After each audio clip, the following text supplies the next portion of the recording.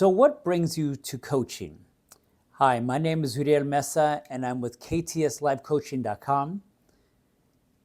I can only answer that for myself as far as like what brings people to coaching. For me, I feel that I got to the point where I was so sick and tired of being sick and tired. I got so tired of being so ordinary. I got tired of feeling that I was making the same mistakes again and again and again and again and again. And I also feel like I needed to finally grow, but I didn't know, I had no clue how. So when I first sought out the help of a coach, um, I'll be honest, I thought this was a bunch of BS, but I thought, all right, let's just see what happens. When I was put on basically on a stage, honestly, this is how it happened. I was going through Coaches Training Institute and wasn't even fully committed to doing this, but they had a program where if you go to their coaching program, if you decide that it's not for you, you get your money refunded to you 100%. So I went, and again, I thought this is a bunch of BS. I made a huge mistake. I wanted to leave right after lunch, and I got pulled up on the stage. So as they were coaching me, they asked me what I wanted coaching around. And so I told them I was coached. The biggest thing was they challenged me around my belief system. And the way I looked at this whole situation is this woman doesn't have a clue about me. And so it kind of triggered me. It kind of pissed me off. And but at the same time, I felt that she was landing a lot of punches because I felt the need to, because I felt like she was backing me up in a corner, and I felt the need to come out swinging. And she even said, do you notice how he's getting more and more upset? And I'm thinking, what the fuck, lady? And I thought to myself, I don't appreciate being mocked at. So long story short, I walked up the stage like a wounded animal, and I was still licking my wounds. And then we broke for lunch. And it was after that when or I should say it was during that, when I started talking about my experience to some of the other people who were thinking about going into coaches training. And I started to think about my experience. And I thought, this woman is absolutely right.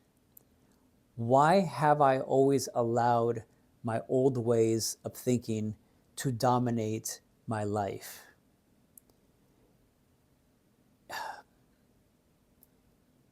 This is a question that I ask people, and I don't recall the exact questions that she asked me. It's interesting how I recall the feelings. I don't recall the exact dialogue that we had with each other. But I'll just say this. She challenged me on my old ways of thinking, and I had to be honest with myself and say, yes, why have I held on to these belief systems for so long? And to me, the biggest one that really hit me across the face is, she did ask me this. She said, what makes you think you're a victim? And I kind of thought, whoa, those are fighting words, woman. And I didn't have any words for it. And she said, you said A, B, C, and D. That tells me that you think of or you look at yourself, or okay, I don't remember exactly how she said it, but something to the effect of, that leads me to believe that you may see yourself as a victim. And again, by the way, this was the second session we had, because I had 2 sessions in the same day. And the following morning is when I was coming back to Nebraska. This was in Chicago, by the way. And when I was on the plane, it hit me like a ton of bricks. That's a big part of my problem, is that I have always thought of myself as a victim. Poor me. All these things have happened to me. Don't you feel sorry for me? Because I do. That was my mentality. And so I carry that like a badge of honor. And I thought to myself, well, how does a person who is a victim act? What do they say? What do they talk about? How do they carry themselves? How do people view them? And I was so freaked out by that. And I'll never forget when my friend picked me up from the airport, he said, "Are you okay?" And I said, "I think so." And he said, you don't seem like yourself anymore." And I said, "I don't feel like myself right now." And he said, "Well, what happened?" I said, I don't know. I said, "It's just weird." I said, I actually feel better, because it's almost like taking off like a nasty ass tatted up sweater or garment of some sort, and you had no idea that people saw this as tattered, sad, old, done. And I put on a much nicer suit, and I felt like a whole new person. But it's funny how this is such a visceral experience, because, again, in most coaching experiences, people do not remember what was said. The only thing they remember is the feelings that came later, because that's what made the greatest impact for them. And so, anyway, I just wanted to share that with people, because to me, it is such an honor to be able to do this for other people, because that after I had that two coaching experiences in that one day, and it's a cliche to say this, but I've never looked at myself the same ever again.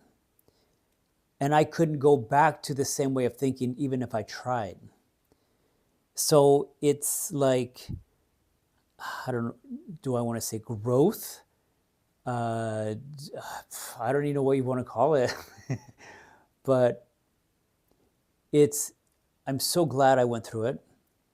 And again, I'm glad to be able to offer this to other people, because as a coach, it is incredibly gratifying to have somebody who sits across from you and you know they're struggling, but at the same time, you can see behind them, behind those eyes, the person that they are trying to be, trying to become, which, by the way, is somebody that is already within them, but they buried them for whatever reason, either it's circumstances or the experiences that they've had.